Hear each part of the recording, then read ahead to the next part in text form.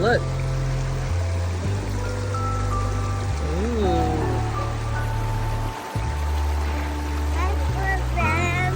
You want to swim?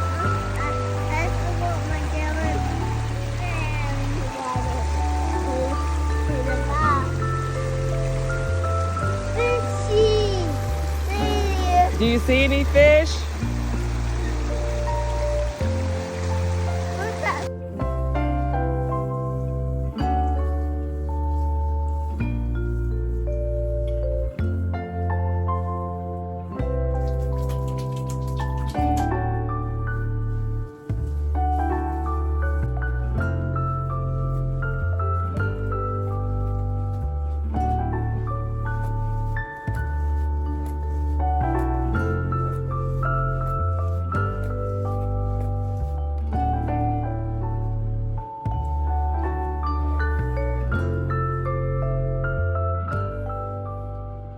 Don't mind the t-shirt around my neck. I know it looks so crazy. Just focus on the content of what I'm saying.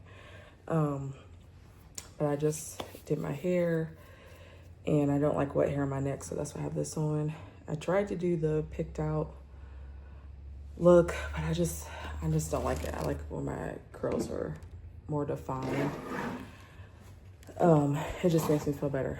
But so change of plans from when I talked to you guys last. So earlier this morning, I was going to come back and study, but because the weather was so great outside and my kids haven't like played outside a lot, I decided to go ahead and take them to the park. So me and my husband, we met up at the park and we played with the kids, which felt really great.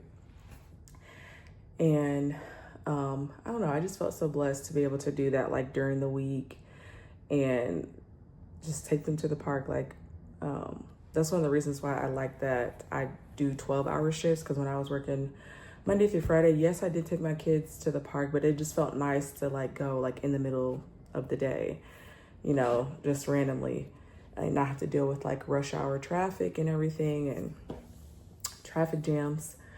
But yeah, so we went to the park, and then after that we went to go view an apartment because we are going to move out probably like in the summertime. And so we looked at a 2-bedroom. Our old apartment used to be a 3-bedroom.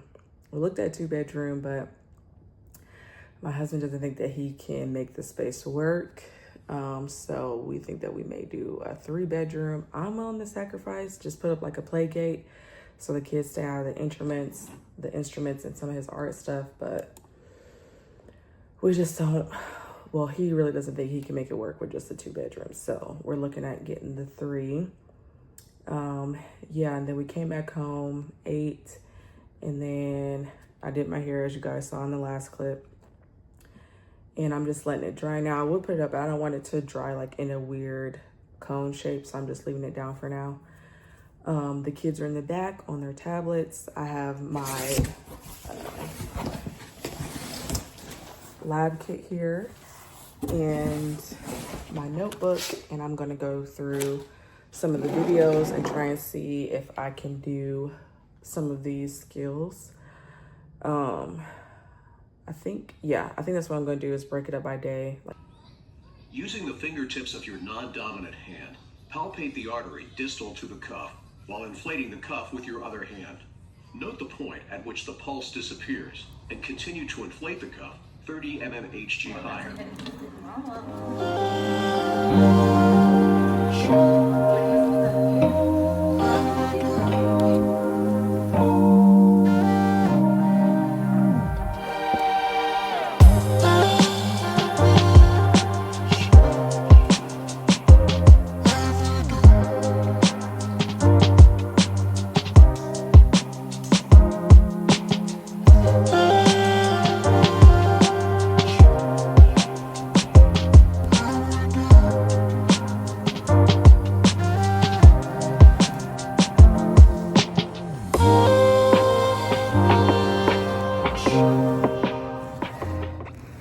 Okay, you guys, so I've left the gym and I did abs and cardio and then sat in the sauna for like 10 minutes. But now I'm at my job. I think what I'm going to do, because I didn't pack any food today, I think I'm going to go to the cafeteria and go grab me a breakfast sandwich before work. So I got like 20 minutes. And oh, I need to take my iron. Let me take that. And then I may get a coffee later, depending on how tired I am. Hold on, sorry. I woke up today at like around 3 o'clock. I had a really weird dream. It wasn't a bad dream, it was just weird. And so it woke me up. And then I couldn't really go back to sleep. So then I just started looking at WGU's website about, oh, why is that off? Oh, goodness. My iron cap is stuck in the cup. So I started looking at WGU's like lab appearance qualifications, like, you know, making sure where to put the patch and everything, and whether we can wear black or white underneath our uniforms. And it's white. So then I went looking for some white 3/4 length undershirts. I was gonna get some from Shein, but then I was like, ooh, that might be kind of hard to keep clean throughout clinicals, because I don't wear white at all because I just feel like it's too hard to keep clean. And then back when I used to wear makeup, I used to always have like, it looked like chocolate around my collar. So I don't wear white hardly ever. But I think what I may do is just go ahead and get a royal blue jacket and then maybe order another set of patches. Because I do get cold, and I think that maybe that might be easier. I don't know. I might talk it over with somebody else, see what they say. Ah, that tastes so gross. It's so gross. Yep. Ugh. Okay. Let me sanitize my hands so my hands don't smell like Geritol. Yeah, just looking over everything. And oh, you can also have a white lab coat, which I thought about. I don't know. That's like a little bit intimidating. So yeah, I was just looking at that kind of stuff, and then yeah, then I can go back to sleep. So then I slept for like 30 minutes and then got up, went to the gym.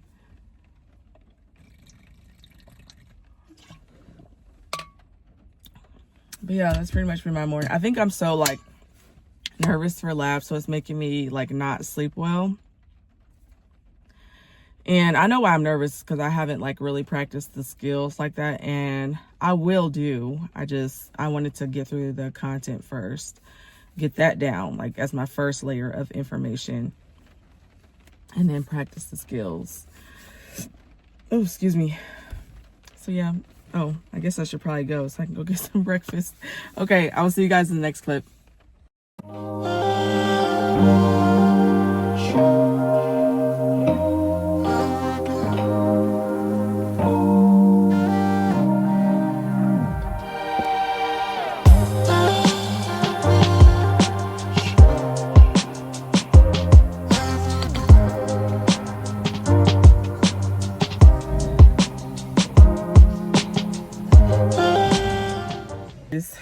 It is Friday the 21st.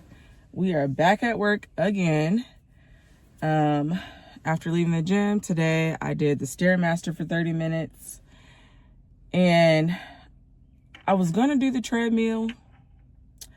Okay, so you guys know I'm training abs for the month of March. But today I woke up with some really bad like ovulation pain. You know, like that midpoint in between, like when you're going to start your period and you're ovulating, and you can like feel which side is ovulating. So I woke up with that. So I was like, ooh, I don't really feel like doing abs today. So I was like, I get on the treadmill, but I'm like, because I'm not doing abs, I still want to push myself. So I got on the Stairmaster and did that for 30 minutes. And the only thing that got me through was the fact that I was shopping for stuff on Shein, and the time just kind of flew by, and it was just like, you know, stuff for school. I still want to get a clinical bag. I can't find one that I like particularly like and that like has everything that I want yet. So I'm gonna wait on that, but I did get like my stethoscope case and my blood pressure cuff. Got that so I can start practicing manual blood pressures. And I got a few other things. I'm not gonna say everything in case my husband watches this, because I did get him some little treats or whatever. I'm gonna take my Geritol. So yesterday I took my Geritol, and because I told you guys the 2 previous days I felt like it gave me energy where I didn't need to take a nap. But yesterday work was so busy, and maybe it was also because I woke up around 3, but by 9 o'clock I was so tired, like my eyes were crossing. So I had to go downstairs and go get me a coffee to help like perk me up. Let me go ahead and take this real quick. Ugh. Yuck. So although this Geritol does taste nasty, it's cheap and it's like $10. I prefer the Floridex one. I know some people don't like the Floridex one, but the Floridex one, to me, it tastes better and there's less sugar in it, but it's like $30, $40 and the bottle's not that big. So I'd rather spend the 10 for this one, so that way I can get more. It just tastes so nasty. I wonder if you can get like those syrups, those medicine syrups to put in there. I think I thought about that a couple months ago, but then I forgot. Yeah, let me sanitize my hands so my hands don't smell like iron. Wash it down.